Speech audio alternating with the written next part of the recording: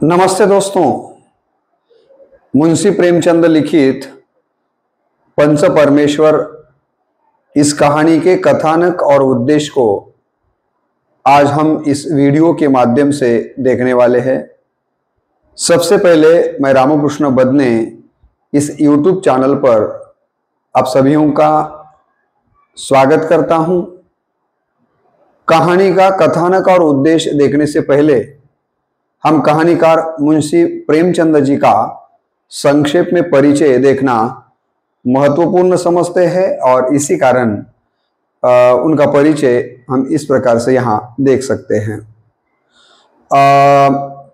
प्रेमचंद जी का जन्म 31 जुलाई 1880 में वाराणसी के पास लमही गांव में एक कायस्थ परिवार में हुआ। माता का नाम आनंदी देवी तो पिता का नाम मुंशी अजायब राय था। पिता लमही के डाक मुंशी थे। प्रेमचंद का वास्तविक नाम धनपत राय श्रीवास्तव था। आरंभिक शिक्षा आपकी फारसी में हुई। जब वे 7 साल के थे तब उनकी मां चल बसी तो आयु के 16वें वर्ष में पिता भी ये दुनिया छोड़कर चले गए। आयु के 15वें वर्ष में आपका विवाह हुआ और 1906 में दूसरी शादी प्रेमचंद जी की शिवरानी देवी से हुई है या विवाह हुआ है, जो बाल विधवा थी। शिवरानी देवी जिनके साथ उनका दूसरा विवाह हुआ वो शिवरानी देवी बाल विधवा थी। आपको 3 संतानें हुई है जिनमें श्रीपत राय, अमृत राय और कमला देवी, ये आपकी 3 संतानें हैं। आप मैट्रिक पास होने के बाद अध्यापक के रूप में काम करते रहे। बाद में बीए पास करने के बाद शिक्षा विभाग में इंस्पेक्टर के पद पर नियुक्त हुए। 23 जून को महात्मा गांधी ने, आपको मालूम होगा कि ये समय स्वतंत्रता संग्राम का समय है और इसी समय 23 जून को महात्मा गांधी ने असहयोग आंदोलन अंग्रेजों के खिलाफ चलाने की घोषणा की और इसके परिणाम स्वरूप महात्मा गांधी के इस आंदोलन को से प्रभावित होकर प्रेमचंद जी ने नौकरी छोड़ दी। बाद में केवल लेखन कार्य में ही वे लगे रहे। सरस्वती प्रेस के माध्यम से हंस और जागरण पत्रिकाएं निकाली। बाद में फिल्म में कुछ दिन काम किया। आपका स्वास्थ्य निरंतर बिगड़ता रहने के कारण बाद में लंबी बीमारी से 8 अक्टूबर 1937 को आपका निधन हो गया। 1936 को 8 नवंबर आपका निधन हो जाता है। आपने 1901 से ही लिखना प्रारंभ किया था। उस समय आप उर्दू में लिखते थे और आपका नाम नवाब राय, इस नाम से आप 1901 से उर्दू में लिखते रहे हैं। 1908 में आपका सोजे वतन यह पहला कहानी संग्रह प्रकाशित हुआ। 1908 में उर्दू में था। कौन सा कहानी संग्रह? सोजे वतन, यह प्रकाशित हुआ। देशभक्ति से ओतप्रोत यह संग्रह था और इसी कारण अंग्रेजों को आपका कहानी संग्रह पसंद नहीं आया और इसी कारण उन्होंने इस संग्रह पर प्रतिबंध लगाया और अंग्रेजों द्वारा यह भी कहा गया कि इसके बाद इस प्रकार का लेखन आप न करें। तो अब क्या करें, ऐसा विचार प्रेमचंद जी के सामने खड़ा हो गया। तभी दया नारायण निगम जी ने आपको प्रेमचंद ये नाम दिया और कहा कि आप इसके आगे प्रेमचंद ये नाम लेकर दोबारा लिखना प्रारंभ करें। और दया नारायण निगम जी के प्रेमचंद जो आपको नाम दिया गया उसी नाम को आपने धारण कर बाद में हिंदी में लेखन प्रारंभ किया और तब से आपका नामकरण प्रेमचंद ही रहा है। और बाद में आपने कई उपन्यास, 300 साढ़े 300 कहानियां, हिंदी कहानियां लिखने का काम किया है। आपकी लिखी कृतियों के बारे में अगर हम देखना चाहे तो कृतियों में उपन्यास बहुत कुछ लिखे आपने, जिनमें से सेवा सदन है, प्रेमाश्रम है, रंगभूमि, निर्मला, कायाकल्प, प्रतिज्ञा, गबन, कर्मभूमि, गोदान, ऐसे कई महत्वपूर्ण उपन्यास आपके द्वारा लिखे गए। तो कहानी संग्रह में से अभी इसके पहले मैंने उल्लेख किया कि 1908 में उर्दू भाषा में आपका पहला कहानी संग्रह प्रकाशित हुआ, जिसका नाम है सोजे वतन।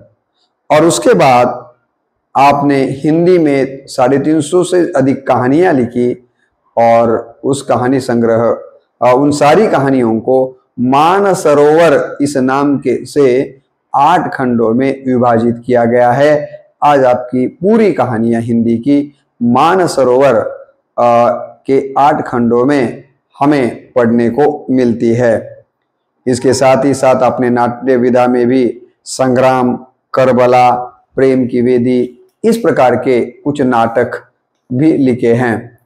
तो देखा जाए तो प्रेमचंद जी का परिचय बहुत विस्तार से दिया जा सकता है, लेकिन इतना ही परिचय हम यहाँ पर देखेंगे और उसी के बाद हम पंच परमेश्वर इस कहानी का संक्षेप में कथानक और यहाँ पर देखना महत्वपूर्ण समझते हैं। तो देखिए कहानी की स्टोरी या कथानक किस प्रकार से शुरू होता है। जुम्मन शेख और अलगू चौधरी, ये 2 मित्रों की यहाँ पर यह कहानी है। इस कहानी में मुख्य रूप से 2 पात्र हैं, एक है जुम्मन शेख और दूसरा है अलगू चौधरी, और ये दोनों भी बहुत ही गाढ़े मित्र हैं, घनिष्ठ मित्र है। इतने गाढ़े मित्र है कि साझे में खेती करते थे, लेन देन भी साझे में ही होती थी, एक दूसरों पर उनका अटल विश्वास था। जुम्मन जब हज करने चला गया तब अपना घर अलगू को सौंप कर गया, और अलगू कहीं जाता तो जुम्मन पर घर सौंप कर जाता। इतना एक दूसरों पर विश्वास इन 2 मित्रों में हमें देखने को मिलता है। दोनों की मित्रता बचपन से थी। अलगू को जुम्मन के पिता, जिनका नाम जुमराती है, ये तीसरा पात्र आपको कहानी में दिखाई देगा, जुमराती, ये जुम्मन शेख के पिता का नाम है। तो अलगू चौधरी जो है जुम्मन शेख के पिता जुमराती के पास पढ़ने को है, और अलगू चौधरी ने जुम्मन शेख के पिता जुमराती की बहुत सेवा भी की है, क्योंकि अलगू चौधरी के पिता अलगू को कहते थे कि देख बेटा, गुरु की सेवा से ही ज्ञान प्राप्त होता है, केवल किताबों से ज्ञान प्राप्त होगा ऐसा नहीं है, तो गुरु की सेवा करने से ज्ञान प्राप्त होता है, ऐसा अलगू चौधरी के पिता का कहना था। और इसी कारण पिता के आज्ञा के कारण अलगू चौधरी ने अपने गुरु जुमराती की बहुत सेवा की है। अगर हम आगे देखें तो समाज में अलगू का नाम उसके धन के कारण था, तो जुम्मन शेख का मान अपनी अनमोल विद्या के कारण था। अनमोल चौधरी के पास धन है तो जुम्मन शेख के पास विद्या है। ये दोनों भी मित्र अपने पास कुछ न कुछ तो रखे हुए हैं, एक के पास धन है तो दूसरे के पास विद्या है, और इन 2 गुणों के कारण दोनों के समाज में उनका मान है होता हुआ हमें दिखाई देता है। इसके बाद अगर हम यहाँ और आगे देखना चाहेंगे तो अब कहानी में एक प्रसंग आता है। जुम्मन शेख की एक खाला, जिसे मौसी कहा जा सकता है, जुम्मन शेख की एक खाला यानी मौसी थी, उसके पास थोड़ी मिल्कियत थी। किसके पास? मौसी के पास। उसके निकट संबंधियों में कोई न था जुम्मन शेख के सिवा, और इसीलिए खाला ने या मौसी ने जुम्मन को अपनी मिल्कियत देना कबूल किया और जुम्मन को यहाँ पर कहा था कि मेरी देखभाल आपको करनी है। जुम्मन ने लंबे चौड़े वादे करके वह मिल्कियत अपने नाम कर ली थी। जब तक दान पत्र की रजिस्ट्री न हुई थी तब तक खाला जान के खूब आदर सत्कार उस घर में जुम्मन सिंह की पत्नी विशेषता करती हुई दिखाई देती है। उन्हें अलग अलग प्रकार के स्वादिष्ट पदार्थ भी खिलाए गए। कब तक? जब तक उसकी रजिस्ट्री मिल्कियत की अपने नाम नहीं होती तब तक। और एक दफा जैसे ही खाला की जो भी मिल्कियत है अपने नाम हो गई तो अब खाला के साथ पहले जैसा अच्छा व्यवहार या जुम्मन सिंह की पत्नी करती नहीं है। जुम्मन की पत्नी खाला को रोटी देते देते ही कुछ कड़वी बातें सुनाने लगती है। बुढ़ापे में कोई अपना अपमान करे, कड़वी बातें सुनाए तो निश्चित रूप से दिल को ठेस तो पहुंचने ही वाली है। वैसा ही हो रहा है। जुम्मन की पत्नी रोटी परोसते हो, रोटी सेंकते हो, बार बार इस खाला को ताने कसती हुई दिखाई देती है और ये सारे ताने सुनकर मौसी तंग आ गई है और कहती भी है। देखिए कौन कहती है, कैसे ताने देती है जुम्मन की पत्नी। देखिए एक उदाहरण के रूप में यहाँ पर लिया गया है। प्रेमचंद कहते हैं कि जुम्मन की पत्नी क्या कहती थी, बघारी दाल के बिना रोटियां नहीं उतरती, बघारी दाल के बिना रोटी नहीं उतरती, जितना रुपया उसके पेंट में झोंक चुके। किसके पेंट में? मौसी के। जितना रुपया उसके पेंट में झोंक चुके उतने से अब तक गांव मोल लेते। क्या कहती है वो कि इतना रुपया हमने इस बुढ़िया पर खर्च किया है कि इतने रुपए में तो आज तक हम सारा गांव खरीद सकते थे।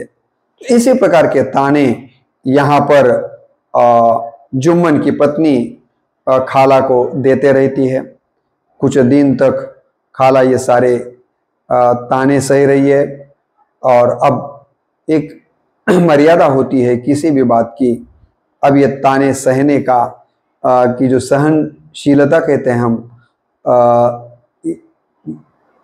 मौसी की समाप्त हो जाती है और जुम्मन से अब शिकायत करने के सिवा मौसी के सामने कोई चारा ही नहीं रहता। और इसी कारण मौसी अब जुम्मन से शिकायत करते हुए कहती है, लेकिन शिकायत करने के बाद भी उस पर किसी प्रकार की कार्यवाही जुम्मन के द्वारा होते हुए दिखाई नहीं देती। जैसे कि यहाँ उदाहरण के रूप में हमने ये संवाद लिया है। खाला ने जुम्मन से कहा था, बेटा तुम्हारे साथ मेरा निर्वाह न होगा, तुम मुझे रुपए दे दिया करो, मैं अपना पका के खा लूंगी। उसने कहा था कि देखो अब मैं तुम्हारे साथ नहीं रह सकते, आपके परिवार के साथ, अब तो आप काम ये करो, मेरा निर्वाह आपके साथ नहीं होगा, तुम मुझे रुपए दिया करो, मैं अपना स्वयं पकाकर अलग जगह से या खाऊंगी, अब आपके साथ मैं नहीं रह सकती। ऐसा मौसी ने जुम्मन से को कहा है। अब देखिए कि इतना सारा कहने के बाद जुम्मन को मौसी की वेदना को समझ लेना चाहिए था और अपने पत्नी को इस प्रकार का बर्ताव न करने की बात करनी चाहिए थी। लेकिन जुम्मन उल्टे मौसी को ही डांटते हुए कहता है, रुपए क्या यहां फलते हैं? रुपए क्या यहां फलते हैं? आपने कहा और रुपए दे दिए। तब खाला ने कहा कि मुझे कुछ रूखा सूखा चाहिए कि नहीं।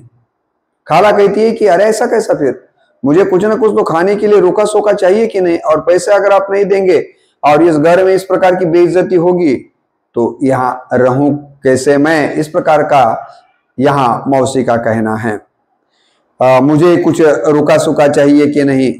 लेकिन जुम्मन ने एक न सुनी फिर खाला ने पंचायत करने की धमकी दे दी। मौसी कहती है कि देखो, अगर तू मेरा सुनेगा नहीं तो मुझे पंचायत बुलानी पड़ेगी।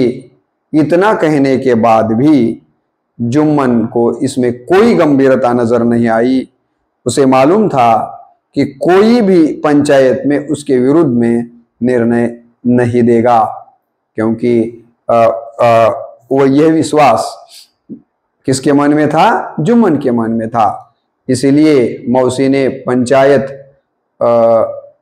की बात कहने के बाद भी जुम्मन इस बात को गंभीरता से नहीं लेता है।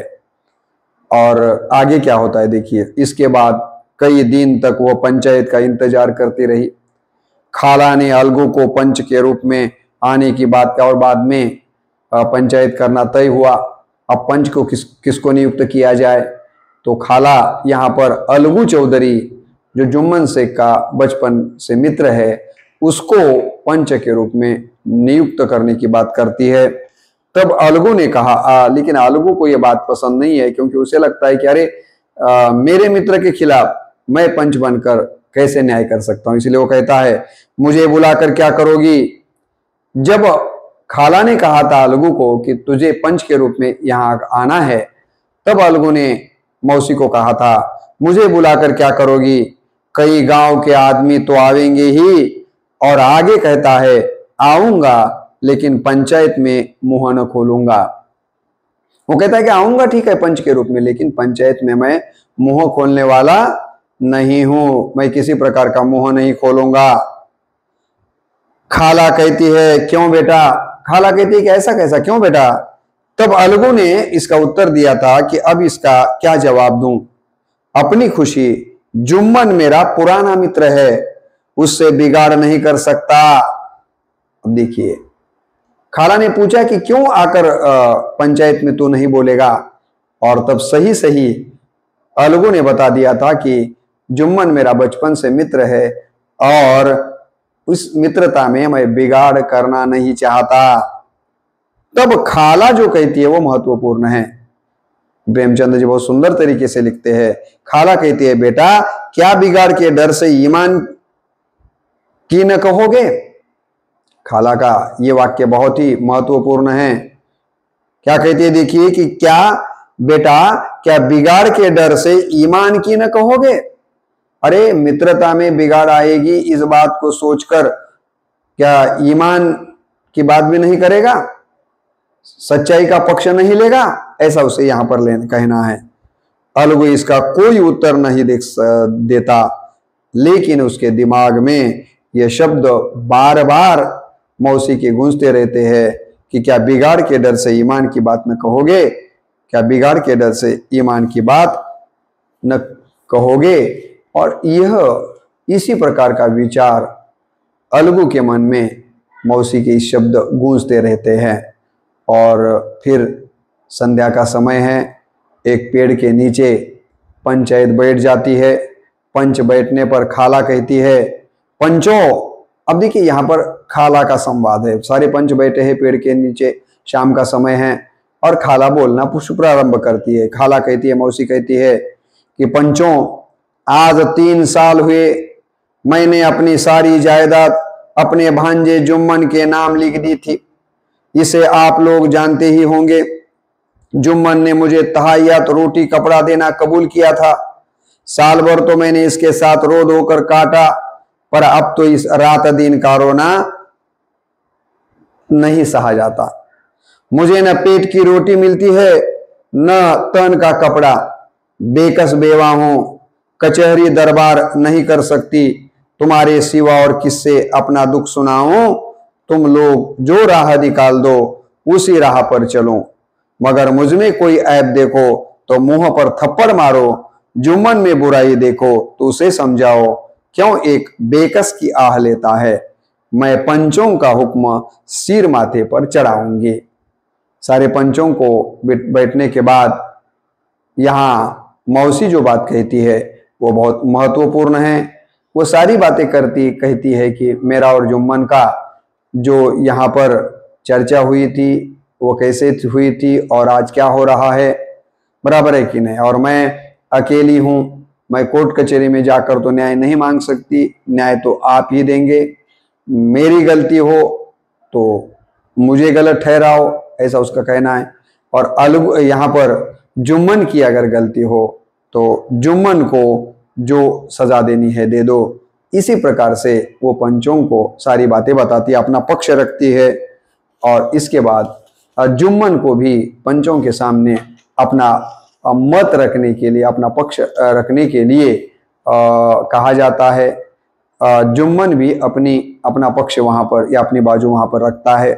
दोनों की बाजू सुनने के बाद अलगू पंचों की ओर से फैसला सुनाता है, क्योंकि अलगू ही मुख्य पंच है।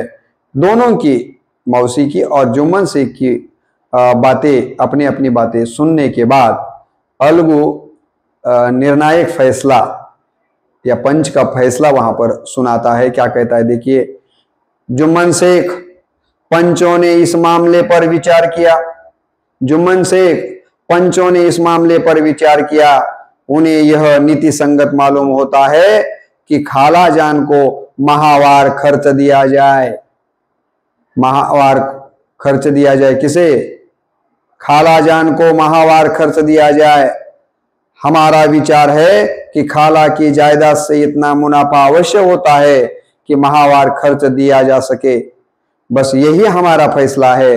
अगर जुम्मन को खर्च देना मंजूर न हो तो हिब्बानामा रद्द समझा जाए। अलगू ने स्पष्ट रूप से पंचों का जो निर्णय था वो जुम्मन को सुनाया और निर्णय में क्या कहा, मैं आसान शब्दों में आपको बता दूं तो यही कहा कि खाला की जो भी कुछ जायदाद है उससे निश्चित रूप से आय होती है, अच्छी आय होती है, कि जिस आय से यहाँ पर मौसी की हिफाजत अच्छी तरह से हो सकती है, माहवार खर्च दिया जा सकता है कि नहीं। और हमारा फैसला यह है कि जुम्मन को मौसी को माहवार खर्चा देना चाहिए। अगर जुम्मन ये माहवार खर्च देना नहीं चाहता तो फिर जुम्मन को ये जो हिब्बानामा हुआ है उसे रद्द करना चाहिए। हिब्बानामा का मतलब दोनों में जो करार हुआ है कि नहीं, उसे हम यहाँ समाप्त कर देना चाहिए।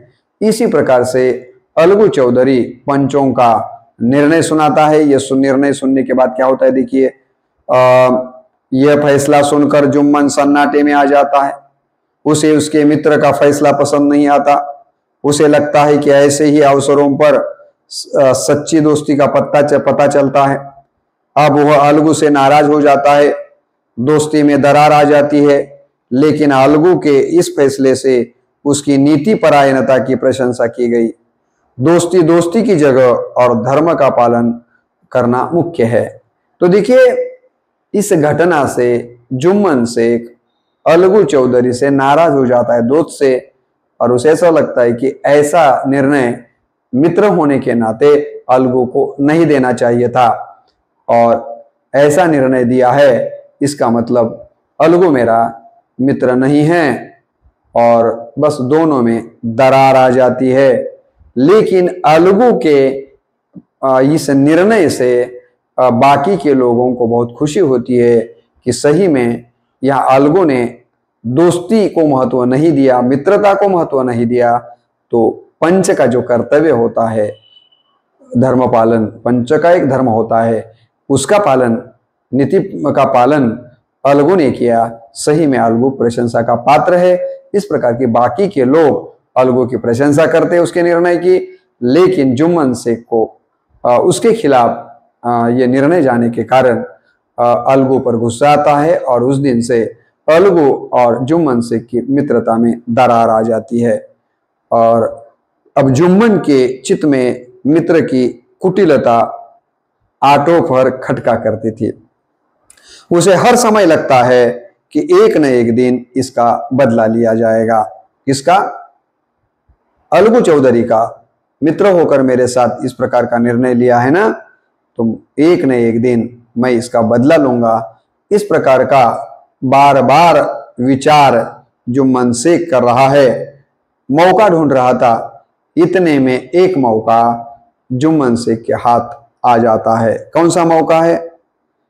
उसके बारे में आगे कहानी में यहाँ पर प्रेमचंद बताते हैं। बात ऐसे हुई कि पिछले साल अलगू चौधरी बटेसर से बैलों की एक बहुत अच्छी गोई मोल लाए थे, यानी जोड़ी मोल लाए थे। बैल बड़े पछाई जाति और बड़े बड़े सींगों वाले थे। जुम्मन के पंचायत के बाद 1 महीने में उस जोड़ी में से एक बैल मर गया। अब देखिए, जुम्मन शेख जिस बात का इंतजार कर रहा था कि अलगू चौधरी को सबक मैं सिखाऊंगा, और वो दिन आ गया। क्या हुआ? तो ये सारी बातें यहां कहानीकार आगे बताते हैं कि अलगू चौधरी ने बटेसर से बैलों की जोड़ी लाई थी, और बैल बहुत ही पचाई जाति के और लंबे लंबे सींगों के थे। जुम्मन की पंचायत के 1 महीना बाद ही ये बैल अलगू के पास है, उनमें से एक बैल मर जाता है अचानक ही, और जुम्मन कहते फिरने लगता है कि यह दगाबाजी की सजा है। अलगू को मेरे साथ मेरे मित्र अलगू ने जो दगाबाजी की, इसी की सजा के कारण उसका बैल मर गया है। इसी प्रकार से हर जगह पर जुम्मन बताते रहता है, और ये बातें अलगू के कान पर आते रहती है। अलगू के मन में संदेह या संशय हो जाता है कि निश्चित रूप से यहाँ पर जुम्मन ने ही बैल को विष दिला दिया है। और जुम्मन की पत्नी का नाम है करीमन, एक और पात्र है करीमन, जुम्मन के पत्नी का नाम, और चौधरानी, दोनों, अब देखिए दोनों भी मित्रों की पत्नियां हैं एक जमाने की, लेकिन अब दोनों मित्रों में संदेह आने के कारण दोनों के पत्नियों में भी संदेह बढ़ गया है, और बैल के मरने की साशंकता के कारण दोनों की पत्नियां झगड़ने लगती है, भली बुरी बातें एक दूसरे को करते रहती हैं। अब देखिए कि अलगू चौधरी के एक बैल मरने के बाद उसके बाद दूसरा एक ही बैल जीवित रहता है। अब अलगू को लगता है कि एक बैल को ही रखकर क्या करेंगे, इसी बैल को भी कहीं ना कहीं तो हम बेच दे और किसी को ये बैल बेचे। इसी विचार में अलगू चौधरी है। इतने में गांव में ही एक समझू साहू एक और पात्र है। ये समझू साहू नामक जो पात्र है, इस व्यक्ति को गांव के अलगू चौधरी ये बैल बेच देता है। यह चौधरी जिस यहाँ पर समझू साहू को अपना बैल बेचता है, ये समझू साहू क्या करता है तो इक्का गाड़ी हाँकने का काम करता है। गांव से गुड़ घी डालकर मंडी ले जाता है, मंडी से तेल नमक भर लाते गांव में बेचता रहता है, और ये इक्का गाड़ी में काम करता है। उसे यह बैल की जरूरत थी इस इक्का गाड़ी के लिए, किसको? समझू साहू को। और इसी कारण अलगू चौधरी ने यह बैल समझू साहू को बेचा है। अब 1 महीने में दाम चुकाने का वादा भी किया गया है। अलगू चौधरी को समझू साहू कहता है कि मैं बैल तो निश्चित रूप से ले रहा हूं, लेकिन आज ही मैं आपको दाम नहीं दे पाऊंगा। 1 महीने के बाद मैं इस बैल का जो दाम है आपको महीने के बाद दे दूंगा। और इसी प्रकार का दोनों में चर्चा हुई थी। समझू साहू ने ठीक कहा, अलगू ने समझू साहू की बात सुनकर ठीक है फिर 1 महीने के बाद दे दो। और फिर अलगू के घर से समझू साहू के यहाँ वो बैल लाया गया। अब समझू साहू उस बैल से बहुत ज्यादा काम लेना शुरू करता है, उसके खान पान की ओर ध्यान नहीं देता। एक दिन चौथी खेप में साहू जी ने दूना बोझा उस बैल पर डालता है। दिन भर से काम करके ये बैल थका हुआ है, पैर उठने को नहीं होते, और फिर उसी दिन दोबारा बोझ उसके पीठ पर या उस इक्का गाड़ी में डालता है। और बैल अब ज्यादा बोझ होने के कारण, थकने के कारण वो चलने का नाम नहीं लेता, तो साहू जी कोड़े मारते हैं। इसी बीच बैल दम तोड़ देता है, यानी बैल मर जाता है। और ये घटना होती है उस इक्का गाड़ी को वो गांव की ओर ले जाते समय, आधे रास्ते में ही ये घटना हो जाती है। वहीं पर उसे रुकना पड़ता है, रात भर उसी गाड़ी पर वहां समझू साहू रुकता है। इतने में रात के समय कमर की थैली और कनस्तर तेल भी वहां से कोई तो चुरा कर ले जाते हैं। सुबह फिर वहां से उठकर समझू शाह अपने घर पहुंचता है। सहुआन को ये सारी बातें, यानी पत्नी को सारी बातें बताता है। सहुआइन ने जब ये बुरी बात सुनी तो पहले तो वह रोती है, फिर अलगू चौधरी को गालियां देने लगी। निगोड़े ने ऐसा कुलच्छनी बैल दिया कि जन्म भर की कमाई लूट गई। सहुआइन कहती है 1 महीना बीतने के बाद अब अलगू को लगता है कि महीना कंप्लीट हो गया, पूरा हो गया, चलो पैसा मांगने के लिए समझू साहू के पास जाना चाहिए। और अलगू चौधरी समझू साहू के पास महीने के बाद पैसे मांगने के लिए आता है। तो साहू और उसकी पत्नी ने पैसे देने से इनकार कर देते हैं। दोनों में फिर झगड़ा हो जाता है। किसमें? समझू साहू और अलगू चौधरी में, क्योंकि समझू साहू और उसकी पत्नी पैसे देने से इनकार करते हैं और अलगू चौधरी कहता है कि ऐसा कैसा, मैंने तो महीने के बाद पैसे मुझे तो चाहिए क्योंकि मेरा बैल मैंने आपको दिया है। और फिर दोनों में झगड़ा हो जाता है। बाद में इस बात को लेकर पंचायत करने का निर्णय हो जाता है। तीसरे दिन उसी वृक्ष के नीचे उसी समय पंचायत बैठ जाती है। जुम्मन शेख को पंच के रूप में नियुक्त किया जाता है। अब देखिए, जुम्मन शेख के समय आपको मालूम है कि यहाँ चौधरी था। अब यहाँ पर अब यहाँ चौधरी के इस प्रकरण में जुम्मन शेख को अलगू चौधरी के इस परिस्थिति में पंच बनाया जाता है जुम्मन शेख को। अब अलगू को घबराहट हो जाती है कि पहला से ही जुम्मन मुझ पर गुस्से में है और निश्चित रूप से अब वो बदला लेगा। लेकिन जैसे ही जुम्मन को सरपंच का उच्च स्थान ग्रहण वो करता है, वैसे ही उसके मन में जिम्मेदारी का भाव पैदा होता है और वो जो पुराना एक दूसरों की दुश्मनी का भाव था पंच या सरपंच बनने के बाद, वो सारा निकल जाता है, प्रेमचंद कहते हैं, और उसके मन में एक प्रकार का पवित्र भाव आ जाता है। फिर पंचायत शुरू हो जाती है। दोनों पक्ष की बातें वहां पर ये पंच सुन लेते हैं। जुम्मन शेख मुख्य पंच है और अंत में दोनों पक्षों को सुनने के बाद जुम्मन शेख अंतिम फैसला सुनाता है। कहता है, अलगू चौधरी और समझू साहू पंचों ने तुम्हारे मामले पर, दोनों को संबोधित करता हुआ कहता है कि पंचों ने तुम्हारे दोनों के मामलों पर अच्छी तरह विचार किया। समझू को उचित है कि बैल का पूरा दाम दे। क्या निर्णय दिया? कि समझू को, अलगू चौधरी को बैल का पूरा दाम देना चाहिए। क्यों? क्योंकि जिस वक्त उन्होंने बैल लिया उसे कोई बीमारी न थी। अगर उसी वक्त दाम दिए जाते तो आज समझू उसे फिर लेने का आग्रह न करते। बैल की मृत्यु केवल इसी कारण हुई कि उससे बड़ा कठिन परिश्रम लिया गया, उसके दाने चारे का कोई अच्छा प्रबंध न किया गया। रामधन मिश्र भी कहते हैं, समझू ने बैल को जानबूझकर मारा है, अतः उनसे दंड लेना चाहिए। तो यहां पर देखिए, जुम्मन शेख निर्णय देता है कि यहां दोषी कौन है? समझू साहू है, अलगू चौधरी नहीं है। क्योंकि समझू साहू ने जो बैल अलगू ने उसको दिया था, तब तो वो बैल बहुत ही टकाटक था, बहुत ही अच्छा बैल था।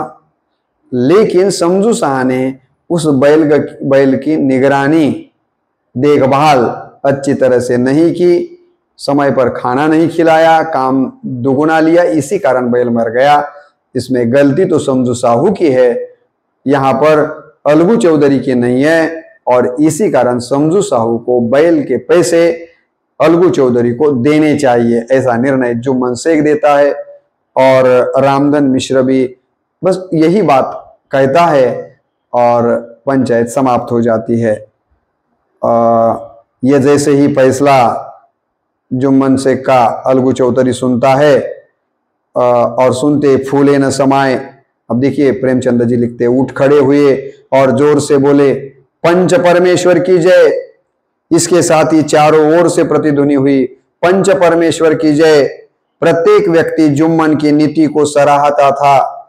इसे कहते हैं न्याय।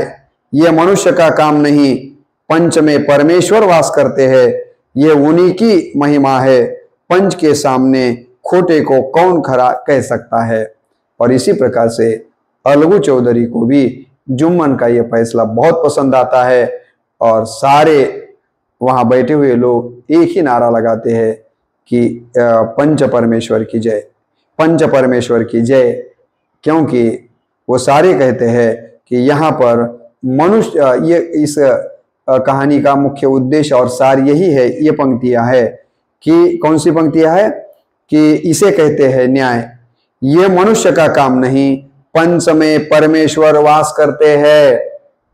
देखिए कहानी का शीर्षक वैसा ही है, पंच परमेश्वर, पंच में परमेश्वर वास करते हैं, ये उन्हीं की महिमा है, पंच के सामने खोटे को कौन खरा कह सकता है। और इसी प्रकार से आप देखेंगे कि जुम्मन शेख हो या अलगू चौधरी हो, जब भी चाहे मित्र क्यों न हो, लेकिन पंच के स्थान पर बैठते हैं तो उनके मुंह से मित्रता वगैरह सारी बातें पीछे हट जाती है और एक परमेश्वर जैसा न्याय की बात उनके मुंह से आ जाती है। और अंत में इस कहानी में प्रेमचंद लिखते हैं, थोड़ी देर बाद जुम्मन अलगू के पास आए और गले लिपट कर बोले, भैया जब से तुमने मेरी पंचायत की तब से मैं तुम्हारा प्राणघातक शत्रु बन गया था, पर आज मुझे ज्ञात हुआ कि पंच के पद पर बैठकर न कोई किसी का दोस्त होता है न दुश्मन। कहानी का उद्देश्य यही है। अब देखिए यहीं पर इस पात्र के मुंह से यहाँ पर प्रेमचंद बोलते हैं, जुम्मन अलगू के पास आए और गले लिपट कर बोले, भैया जब से तुमने मेरी पंचायत की तब से मैं तुम्हारा प्राणघातक शत्रु बन गया था, पर आज मुझे ज्ञात हुआ कि पंच के पद पर बैठकर न कोई किसी का दोस्त होता है न दुश्मन, न्याय के सिवा और उसे कुछ नहीं सूझता। आज मुझे विश्वास हो गया कि पंच की जबान से खुदा बोलता है, पंच की जुबान से, पंच परमेश्वर का है ना, खुदा बोलता है। अलगू रोने लगा, इस पानी से दोनों के दिलों का मैल धुल गया, मित्रता की मुरझाई हुई लता फिर हरी हो गई।